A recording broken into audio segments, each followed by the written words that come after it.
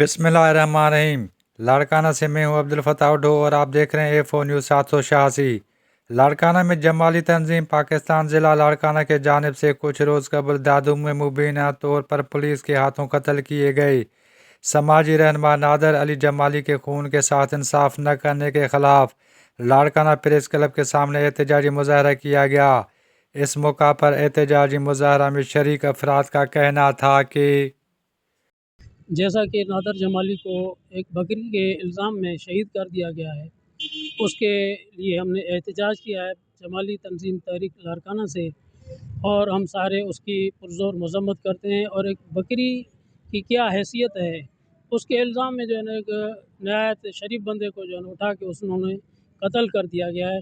हम उसकी पुरज़ोर मज़म्मत करते हैं। IG सिंध और आर्मी चीफ से रिक्वेस्ट है कि जनाब आला शफाफ इंक्वायरी करके हमारे साथ इंसाफ किया जाए। आज ये लाड़काना में जमाली तंजीम की तरफ से शहीद नादर अली जमाली के जो है ना शहादत के बारे में जो पुलिस दहशत गर्दी में उनको नाजायज़ शहीद किया गया है, उस सिलसिले में लाड़काना की जमाली बिरादरी ने एक एहतजाजी रैली निकाली है। हम उसकी पुरज़ोर मज़म्मत करते हैं और गवर्नमेंट से मुतालबा करते हैं कि सिटिंग हाई कोर्ट के किसी जज से इसकी इंक्वायरी करवाई जाए और नादर जमाली के साथ और सिंध में जो भी जुडिशल एक्स्ट्रा किलिंग होती है हम उसके ख़िलाफ़ हैं, हम उसकी मज़म्मत करते हैं और गवर्नमेंट से मुतालबा करते हैं कि पुलिस को जो है ना ये किसने पावर दिए हैं कि वो जो है ना पकड़ के उसी वक्त शूट कर दे। पुलिस का काम है पकड़ के कोर्टों में पेश करे, फिर कोर्ट की मर्ज़ी है जो मुजरिम होता है तो उसको सज़ा दिया जाए।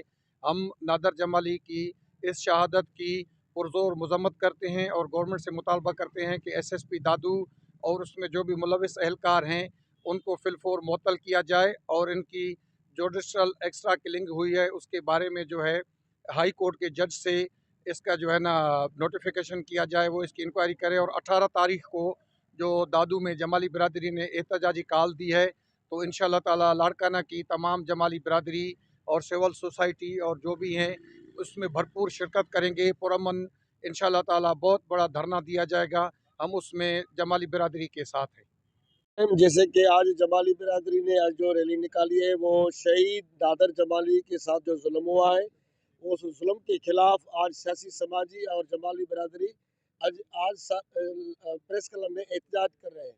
इसलिए हमारा ये कहना है कि जो भी जुल्म हुआ है ये सरासर उसके साथ जुल्म हो गया है, क्योंकि वहाँ के जो MP MNA हैं उन्होंने भी कोई भी आवाज़ उसके लिए नहीं उठाया है, क्योंकि उसके साथ जो भी वो जो उसको टारगेट किया गया है वो एक सोशल आदमी था और वो एक ज़मींदार आदमी था।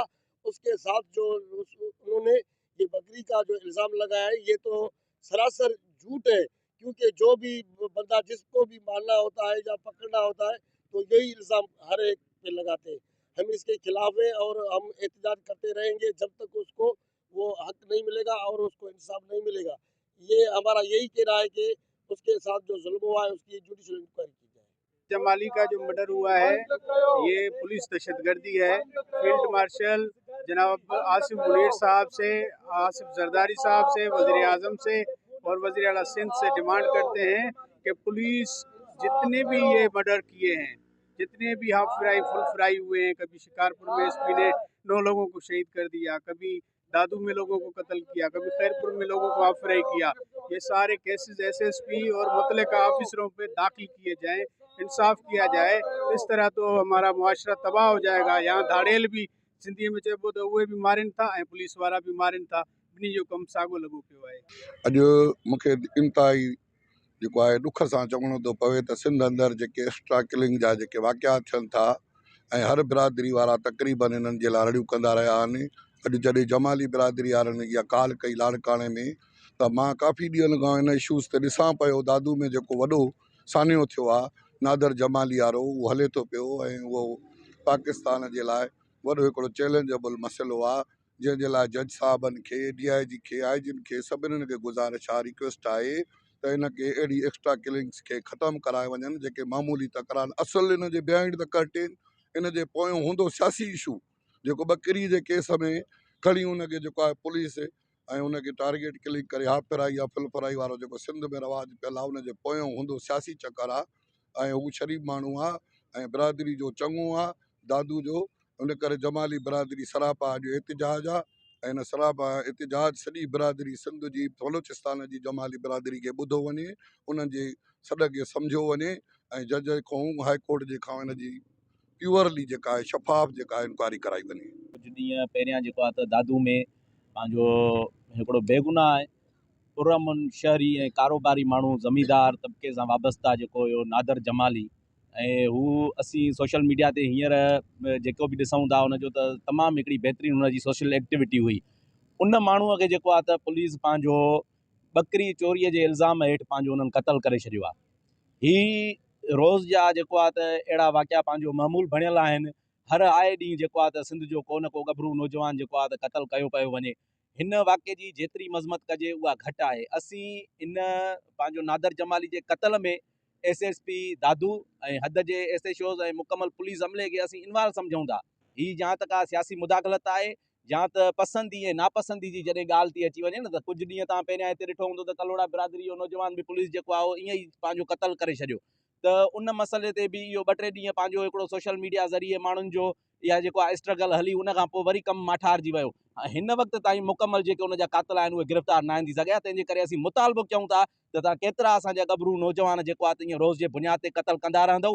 असीं मुतालबो था कयूं IG सिंध खां त ऐं पंहिंजो हिन केस जी जेको आहे नादर जमाली जे क़तल जे ख़िलाफ़ जेको आहे त हद जे SSP ते दादू SSP ते पंहिंजो केस दाख़िल कयो वञे हद जे SHOs मथां। न त ही जेको असांजो एहतिजाज आहे अॼु हिन जमाली बिरादरी जे दोस्तनि सां असीं सिविल सोसाइटी ऐं समाजी वर्कर ऐं असीं कॉम्परस रहनुमा मुंहिंजो जेको तालुक़ु आहे सिंध तरक़ी पसंद पार्टी सां आहे। असीं हर क़दम ते जमाली बिरादरी जे दोस्तनि सां गॾु आहियूं ऐं इंशाअल्लाह जेकॾहिं नादर जमाली जे हिन बेरहमाना क़तल सां जेको आहे त जेकॾहिं इंसाफ़ न थियो त हीउ जेको असांजो एहतिजाज आहे अञा बि जेको आहे वधीक सगारो थींदो ऐं कंहिं बि सूरत में असीं जेको आहे त हिननि करप्ट ऐं राशिन खां ऐं हिन इंसान जेको आहे दुश्मननि खां असीं नादर जमाली जे खून जो इंसाफ़ वठी रहंदासीं। मज़ीद न्यूज़ एंड अपडेट्स के लिए इस चैनल को सब्सक्राइब करें।